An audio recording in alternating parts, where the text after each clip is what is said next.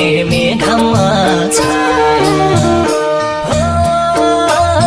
भन्ने गर्थ्यौ निष्ठुरी तिमी घममा छाया